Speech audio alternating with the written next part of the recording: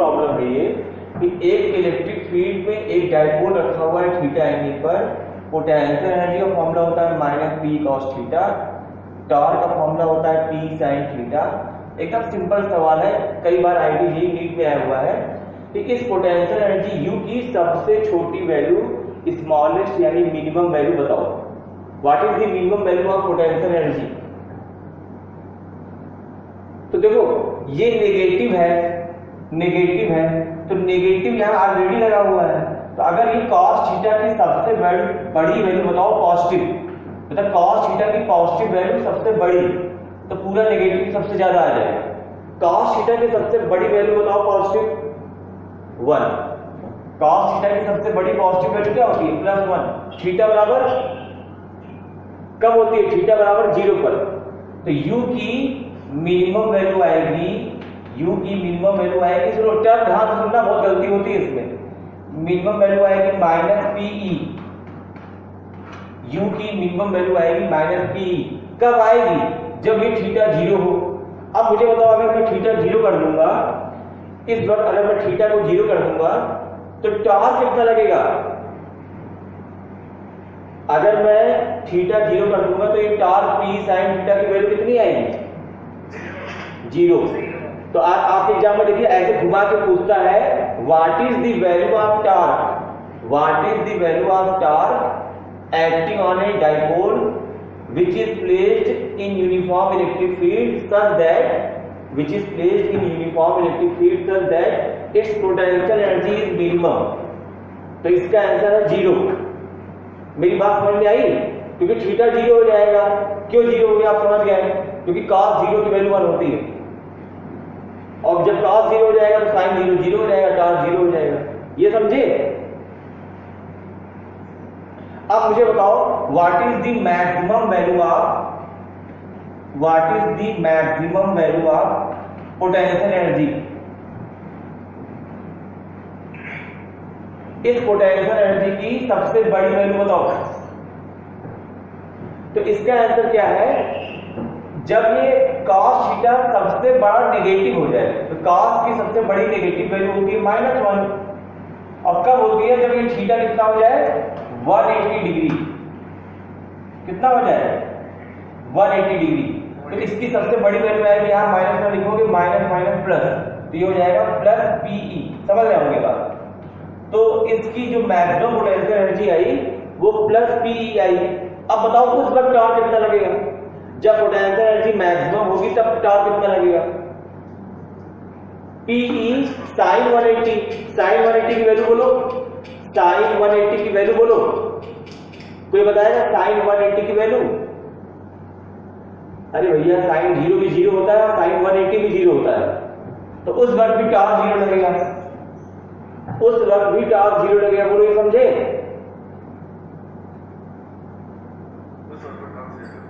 भाई साइन 180 भी तो 0 होता है। तो देखो सुनो, अगर पोटेंशियल एनर्जी मिनिमम होगी तब भी टॉर्क 0, अगर पोटेंशियल एनर्जी मैक्सिमम होगी तब भी टॉर्क 0। सही? Yes sir. हाँ, अब ध्यान से सुनना, सब लोग बोलो मिनिमम पोटेंशियल एनर्जी कितनी आई? मैक्सिमम कितनी आई? हाँ, अब ध्यान सुनना, वर्क का फॉर्मूला होता है ना, change in potential energy final minus initial. Work का एक फॉर्मूला होता है potential energy final minus initial, होता है कि नहीं? तो चलो बताओ, एक डाइपोल को मिनिमम पोटेंशियल एनर्जी वाली स्टेट से मैक्सिमम पोटेंशियल एनर्जी वाली स्टेट तक ले जाने में कितना वर्क करना पड़ेगा? एक डाइपोल को मिनिमम पोटेंशियल एनर्जी वाली स्टेट से मैक्सिमम पोटेंशियल एनर्जी वाली स्टेट तक ले जाने में कितना वर्क करना पड़ेगा? 2Pe। अरे भैया फाइनल में से इनिशियल घटाओ, Pe minus minus Pe। Work का फॉर्मूला होता है फाइनल माइनस इनिशियल। और मैं क्या बोल रहा हूं? मैं बोल रहा हूं मिनिमम से, यानी ये इनिशियल है, मैक्सिमम तक यानी ये फाइनल है, इसमें से इसको घटाओ तो Pe माइनस माइनस Pe तो प्लस हो जाएगा, तो 2Pe आएगा। समझ में आया? अरे समझ में आया? चलो बताओ, अब अगला सवाल सुनो। अभी तक यू दिया था और टाउ और वर्ग पूछ रहा था। अभी तक यू दिया था और टाउ और वर्ग पूछ रहा था। अब रिवर्स चलो, टार की मैक्सिमम वैल्यू बताओ।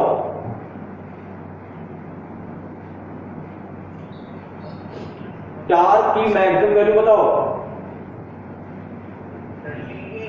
पीई, भाई देखो टार का फॉर्मूला क्या है? PE sine theta. तो थीटा टार की वैल्यू है पी साइन थीटा। अब साइन की मैक्सिमम वैल्यू हो जाएगी तो ये मैक्सिमम हो जाएगा। अगर साइन मैक्सिमम हो जाएगा तो ये टार भी मैक्सिमम हो जाएगा।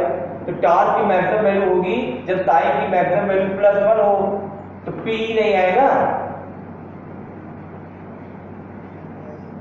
कब? थीटा कितना होगा उस वक्त? उस वक्त थीटा कितना होगा? 90 डिग्री। ये बात समझ में आई? अरे बात समझे? अब ये बताओ, जब टार की वैल्यू मैक्सिमम होगी, जब टार की वैल्यू मैक्सिमम होगी तो पोटेंशियल एनर्जी कितनी आएगी? 0। क्योंकि जब टार की मैक्सिमम होगा तो थीटा 90 होगा और पोटेंशियल एनर्जी होती है -p cos थीटा। या 90 लिखोगे cos 90 0 होता है तो ये 0 आएगा। बोलो समझे? समझ में आ रही है बात? बोलो भाई, समझ में आ रही बात?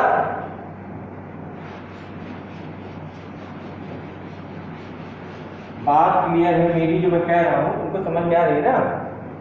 देखो यहां पे एक डाइपोल ऐसे रखा हुआ है। तुम लोग को पढ़ाया था स्टेबल और अनस्टेबल इक्विलिब्रियम। एक बार फिर से बता दे रहा हूं। देखो पहले एक चीज बताओ, इलेक्ट्रिक फील्ड दाएं और ये -q,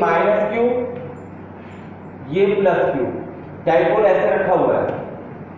बताओ p भी इधर है, p भी इधर है राइट साइड, e भी इधर है। थीटा कितना है? 0 है। बताओ इसका पोटेंशियल एनर्जी कितनी है? पोटेंशियल एनर्जी कितनी है? मिनिमम है, मिनिमम है -p। सही है? चलो बताओ, अगर मैं इसको थोड़ा सा इधर डिस्प्लेस कर दूं और इसको इधर ले जाऊंगा तो ये इधर आएगा पक्का। यानी डाइपोल जो ऐसे रखा हुआ था वो ऐसे हो गया, प्लस वाला यहां आ गया, माइनस वाला यहां आ गया। थोड़ा सा हल्का से इधर शिफ्ट कर दूं, इसको इधर, इसको इधर ऐसे और छोड़ दूं, तो क्या ये वापस आ जाएगा? अगर मैं इसको हल्का से इधर ले आकर छोड़ दूं तो क्या ये वापस यहां आ जाएगा? ये यहां आ जाएगा? क्या दोनों वापस आ जाएंगे? Yes sir. कौन कौन बोल रहा है? नाम बोल दो। और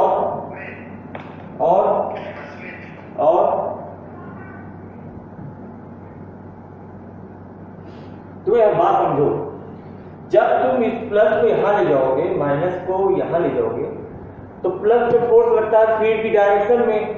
तो अब इस पे फोर्स लगेगा इधर, इस पर लगेगा इधर, इस पर इधर, इस पर इधर, तो ये घूम नहीं जाएगा। तो वापस आ गया ना, वापस आ गया ना। तो इस वक्त ये कौन सी इक्विलिब्रियम में है? इस वक्त ये स्टेबल इक्विलिब्रियम में है। कौन सी इक्विलिब्रियम में है? स्टेबल। तो जब, ध्यान सुनो, जब पोटेंशियल एनर्जी मिनिमम होती है उस वक्त का इक्विलिब्रियम कैसा होता है? स्टेबल। जब पोटेंशियल एनर्जी मिनिमम होती है तो उस वक्त का इक्विलिब्रियम होता है स्टेबल। सही है? सही है? बोलो। अब मान लो इलेक्ट्रिक फील्ड इधर है राइट साइड, समझना बात को, और डाइपोल ऐसे रखा हुआ है, यहां पर +q है और यहां पर -q।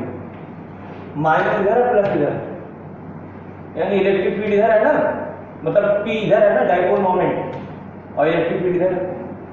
बताओ थीटा कितना है, ये बाएं ये दाएं, थीटा कितना है 180।